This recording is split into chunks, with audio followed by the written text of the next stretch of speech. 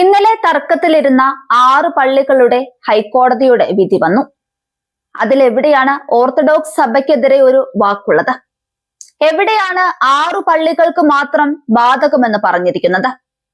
എന്തെങ്കിലും കേൾക്കുന്നത് വിധിയൊന്നും നോക്കാതെ ദേ കിട്ടിയേ ദേ പോയേ എന്നൊക്കെ കരയാതിരിക്കുവാൻ ഓർത്തഡോക്സ് വിശ്വാസികൾ ശ്രദ്ധിക്കണം. ഒപ്പം യാക്കോബിക്കടിന്റെ വ്യാജ പോസ്റ്റുകൾ ഷെയർ ചെയ്യാതിരിക്കുവാനും ശ്രദ്ധിക്കണം. എന്തെല്ലാം ആയാലും ഹൈക്കോർട്ടിന് സുപ്രീം കോടതിയുടെ ഒരു വിധിയെ ഏതെങ്കിലും ഭേദപ്പെടുത്താൻ സാധ്യമേയല്ല. അങ്ങനെ ചെയ്യുക എന്നത് കാതോലിക്ക ബാവയുടെ കൽപ്പനയെ ഒരു വൈദികൻ ഭേദപ്പെടുത്തുന്നത് പോലെയുള്ളൂ. സ്വന്തം വീട്ടിലിരുന്ന് ഭാര്യയോട് പറയാം അതങ്ങനെയാണെന്ന്. പക്ഷെ സഭയിൽ പറയാൻ പറ്റുമോ? ഒരു വിധി എഴുതുമ്പോൾ വാദങ്ങളും എതിർവാദങ്ങളും കോടതിയുടെ നിരീക്ഷണങ്ങളും തുടങ്ങി പലതും ആ വിധിയുടെ പല ഭാഗങ്ങളിലായി കാണും. എന്നാൽ വിധി എന്നത് ഏതാണ്ട് അവസാന ഭാഗത്ത് കാണും. അതുമാത്രം നോക്കിയാൽ മതി കാര്യം മനസ്സിലാകാൻ. വിശദാംശങ്ങൾക്കായി ഓരോ ഭാഗങ്ങൾ നോക്കാം.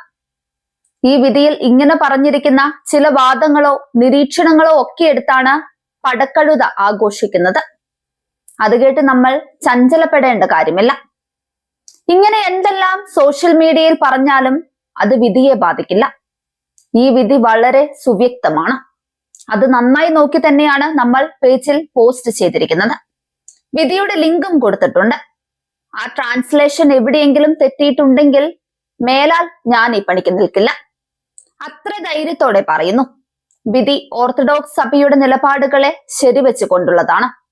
അപ്പീൽ തള്ളി. ആര് കൊടുത്ത അപ്പീൽ? യാക്കോസ് കൊടുത്ത അപ്പീൽ തള്ളി. എന്താ അതിന്റെ അർത്ഥം? അവരുടെ വാദങ്ങൾ കോടതി തള്ളി, അത്ര തന്നെ.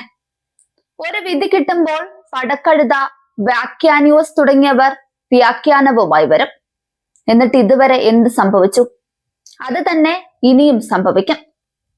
ഇപ്പോൾ എന്താ വ്യാഖ്യാനിയോസ് വ്യാഖ്യാനവുമായി വരാത്തത്?